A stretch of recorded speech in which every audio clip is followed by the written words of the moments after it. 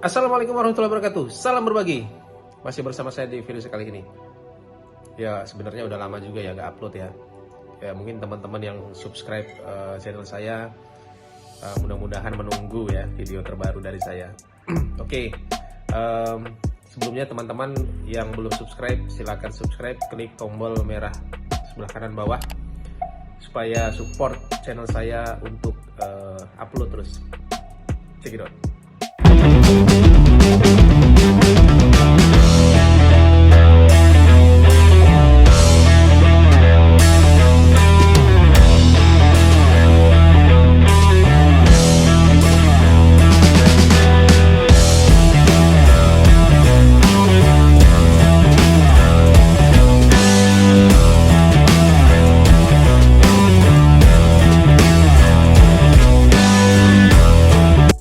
Oke, pada tema kali ini muncul di pikiran saya ya. Jadi kalau misalkan teman-teman yang menunggu video saya sebenarnya itu adalah menunggu ada sesuatu di dalam pikiran saya yang akan saya curahkan ke video ya. Video ini termasuk di YouTube saya ya.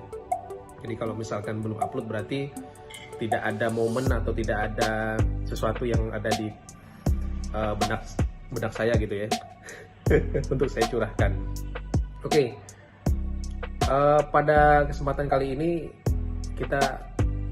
saya ingin membahas mengenai sebaiknya bahkan harus ya owner ya, pemilik gedung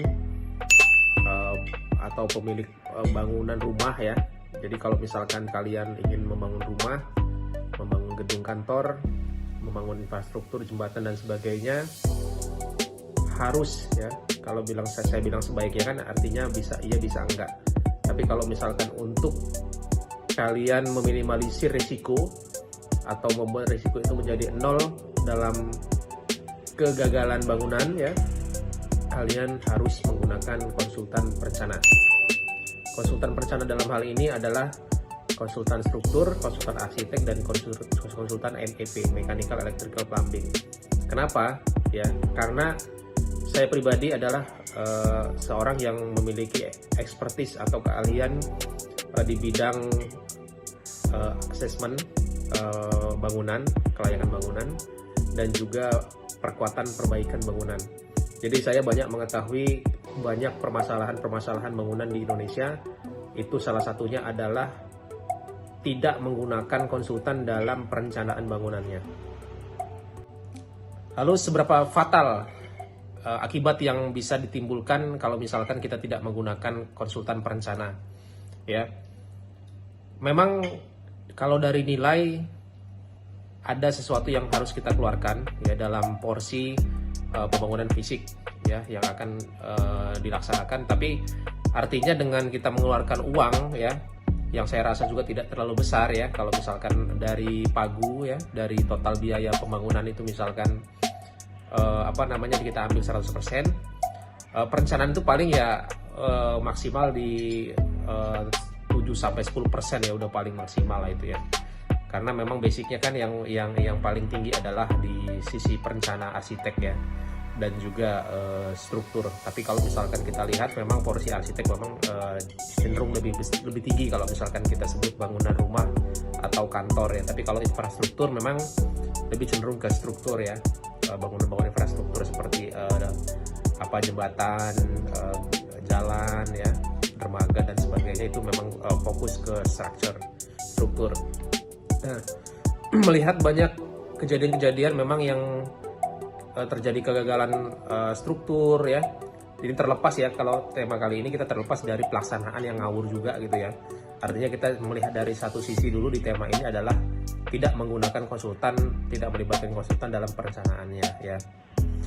Jadi banyak ya, owner duitnya banyak ya, misalkan dia mau bangun rumah impiannya, misalkan bangun rumah 2 lantai, 3 lantai, 4 lantai, duitnya banyak gitu kan. Cuman karena dia tidak punya, atau gimana ya, tidak punya uang ya sebenarnya. Kalau misalkan nggak punya uang, nggak mungkin dia mau bisa bangun rumah mewah gitu ya.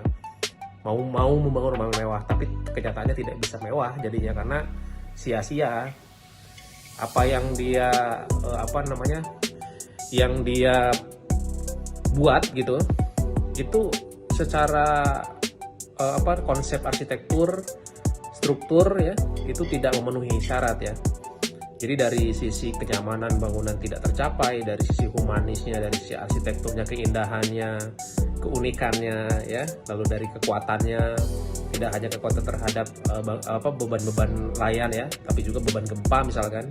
Nah, itu yang tidak dipikirkan ya. Makanya banyak kasus kok rumahnya udah habis 2 miliar atau habis 3 miliar atau habis berapa ya kan, berapa miliar tapi kok biasa aja gitu. Terus kok banyak retak misalkan dari strukturnya, ini kenapa? Oh, ternyata pas coba kami audit ya, audit struktur assessment ya, karena memang kami spesialis di audit. Sekalian saya promosi ya, selain kami perencana, kami juga memiliki divisi yang khusus untuk audit struktur, audit arsitektur, dan audit mechanical electrical plumbing. Jadi banyak permasalahan, misalkan pembesian tidak sesuai, kita cek gambar atau kita tanya dulu siapa yang ini tukang, nah udah kan, siapa yang merencanakan, nggak ada perencananya pak, yang merencanakan tukang. Nah terus kita cek ya dari arsitekturnya, tangga misalkan, tangganya itu kayak naik puncak, naik bukit.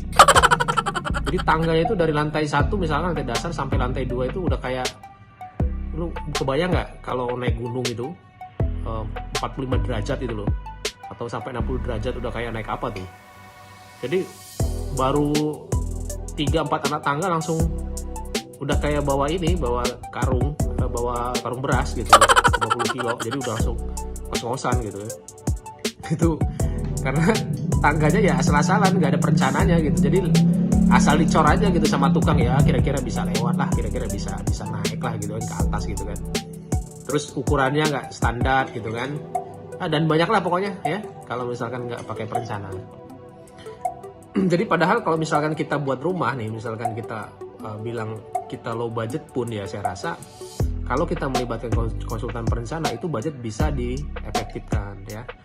Misalkan kalian bangun rumah ya, kalau di Jabodetabek itu untuk bangunan standar ya, di luar dari gempa ya, saya sebut luar dari kegempaan, lalu dari sisi arsitektur juga biasa saja gitu ya. Kalau di DKI, Jabodetabek lah ya, Jakarta, Bogor, Depok, Tangerang, Bekasi, Jabodetabek ya, itu per meter persegi luas bangunan itu ya paling standar di DKI Jabodetabek itu 3,5 ya, minimal 3,5 sampai 3,7 juta per meter persegi ya. Jadi kalian hitung aja, itu biaya pembangunannya itu sudah selesai, udah tinggal nempatin di luar interior ya. Tapi kalau misalkan kita concern ke struktur misalkan ya, misalkan kalian ingin rumahnya kuat dari gempa gitu kan, bukan kaleng-kaleng ya, rumahnya udah bagus, kita udah investasi arsitek juga keren gitu, per meter perseginya bisa mungkin arsitektur di atas 4 juta ya, itu struktur juga lumayan juga gitu. Kalau misalkan rumah aja gitu, kalau kita di atas 1 lantai misalkan 2-3 lantai itu per meter persegi bisa, kalau pengalaman saya untuk rumah tahan gempa itu per meter persegi itu minimal di 3,5 ya. Jadi kalau rumah standar itu itu semua ya udah arsitektur, struktur, ME itu habis di 3,5. Ini baru strukturnya doang udah habis 3,5. Jadi kalau misalkan kalian mau kelas A, saya bisa sebut ya, bangunannya kualitasnya bagus dari semua sisi, itu siap-siap ya per meter perseginya di 9 juta sampai 10 juta kalau pengen jos gitu ya. Nah itu cuman balik lagi nih, artinya kalian dalam membangun ya itu harus melibatkan konsultan ya. Minimal kalau misalkan saya sebut, kalau misalkan rumah tinggal ya minimal arsitek lah kalian gandeng ya.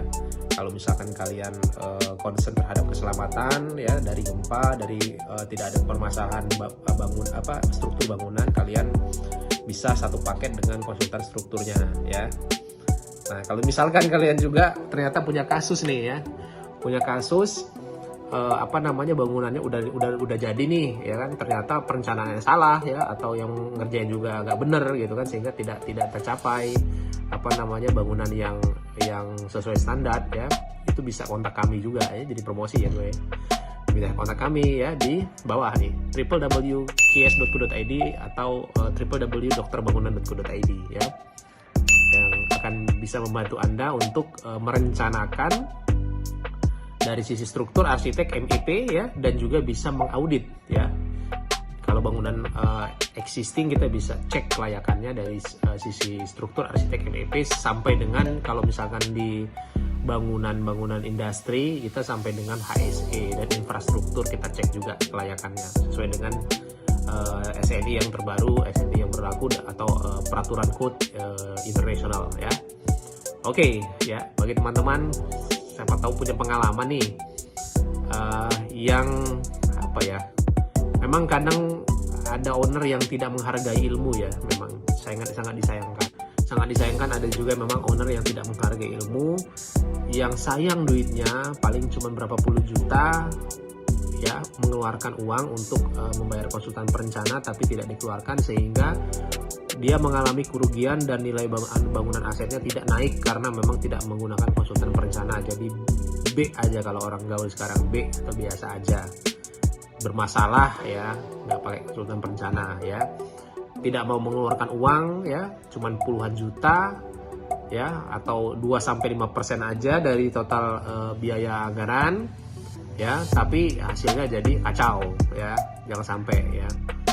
Nah itu dia ya, jadi kalau misalkan kalian nanti jadi developer, jadi owner ya, pemilik bangunan gedungnya atau bangunan-bangunan lain, pastikan kalian menggunakan jasa konsultan perencana ya, sekalian promosi ya.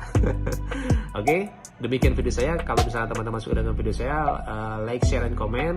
Yang belum subscribe, atau klik tombol merah sebelah kanan bawah subscribe, agar naiklah subscribernya. Ini masih subscriber saya baru 3.800-an ini ya, lama naiknya. Memang saya juga jarang upload ya.